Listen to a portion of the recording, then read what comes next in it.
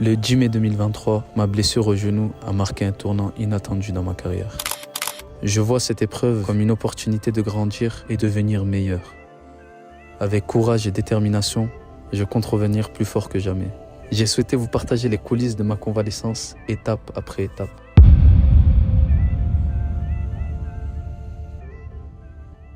À partir de demain, après l'opération, jour 1, il commence. J'ai rien senti. C'était une action, je crois, il y avait 2-3 jours autour de moi. Je suis au sol, je me relève et il y a un corner. Et en fait, je devais tirer le corner. Je m'étais relevé avec ma jambe gauche et je vais pour mettre ma jambe droite. Et d'un coup, j'arrive pas à la poser. J'avais un truc dans le genou, je sentais. Et je pensais que c'était un coup. Je me relève encore. J'essaye, je dis, oh, c'est quoi ça? Après, je suis sorti et je voulais pas sortir. Vraiment, je me suis dit, mais non, c'est pas possible. L'un des matchs, voire le match le plus important de ma carrière. Au début, je croyais que c'est une petite blessure, mais après, quand on a su que c'était une blessure sérieuse et tout ça, on était tous touchés. Et c'est vrai, c'est malheureux. Il n'a pas fini son match comme il veut. J'ai un bout de, tu vois, de cartilage qui s'est rompu. Il s'est rompu complètement, du cartilage qui est attaché qui est collé au ménisque. Et je pense qu'une blessure comme ça. Ça peut aller jusqu'à combien de temps? Je sais pas, 8 mois.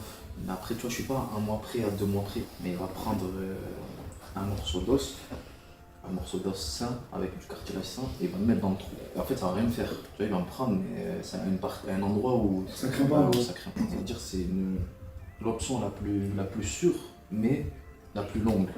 Il y avait d'autres options qui étaient peut-être plus courtes, mais peut-être plus risquées. Tu vois que, dès que tu relativises, dès que tu prends du recul sur ces situations-là, tu peux qu'en tirer bénéfice. Vraiment, si t'es pas bête, tu te dis quoi, voilà, je vais avoir du temps devant moi. Surtout qu'il y a des choses encore, il y avait encore des petits pépins, tout ça. Des petits pépins, c'était rien de grave, hein, mais je sentais des petites douleurs à chaque fois. Là, je vais en profiter pour vraiment faire, si on peut appeler ça une vidange, revenir à neuf et encore plus fort parce que c'est logique. Dès qu'il y a un stop comme ça, tu perds beaucoup en rythme, en muscle, etc. Mais après, tu reprends d'un coup et tu te sens encore mieux. De toute façon, je crois que je vais être en salle de réveil. Ça, ils vont se reconnaître. Tous ceux qui se sont fait opérer avec le masque, avant de mettre le masque, avant de se faire anesthésier. T'es là, tu te dis quoi? Tu te dis, vas-y, je vais pas dormir. Impossible de dormir. Au bout de 4 secondes, t'es cuit, tu sais même pas ce qui s'est passé, tu te réveilles, t'es où? Tu sais même pas où t'es, t'as des cicatrices de partout, tu vois des points, tu te dis, ah ouais, ça m'a charcuté, là, je sais pas ce que ça va faire. C'est quoi ça en fait? Ça sert à quoi?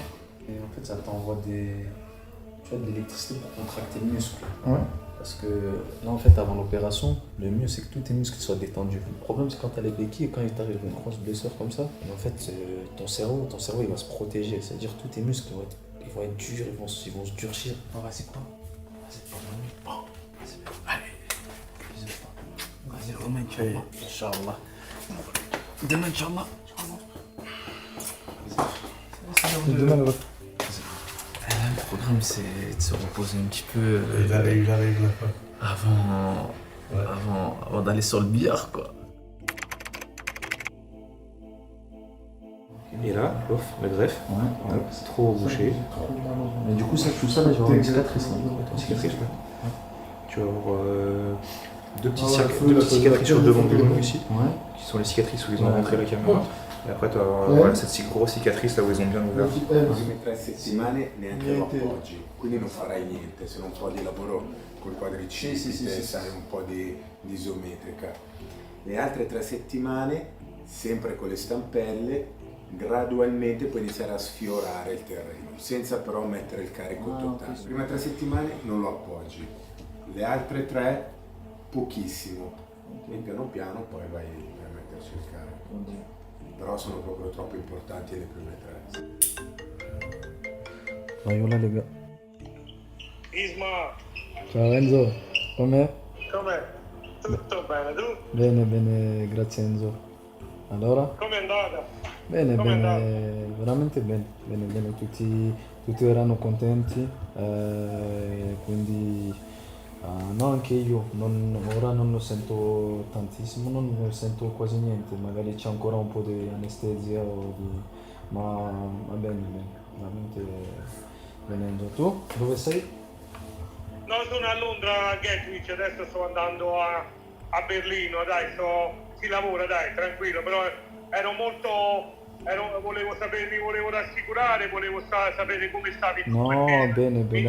La mia testa era sapere tu come stavi, come era andato. Sì, guarda Ho sentito- che il doc anche il doc ha visto anche ha ritirato anche un altro pezzo di cartilagine. Sì, mi ha mandato tutte le foto, mi ha mandato. dai. No, bene, bene, è andata bene, dai.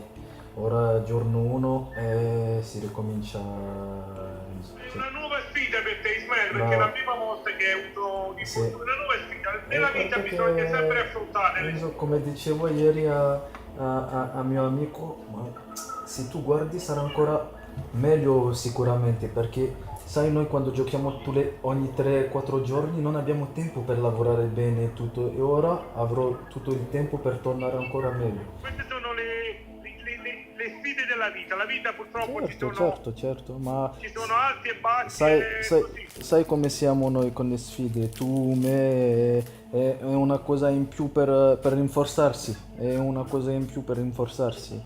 Voilà, on a passé la première étape de la convalescence. Tout s'est bien passé, maintenant place à la rééducation. Malheureusement, je vais être éloigné des terrains pendant de longs mois, mais je ne lâcherai rien et je ferai tout pour revenir meilleur.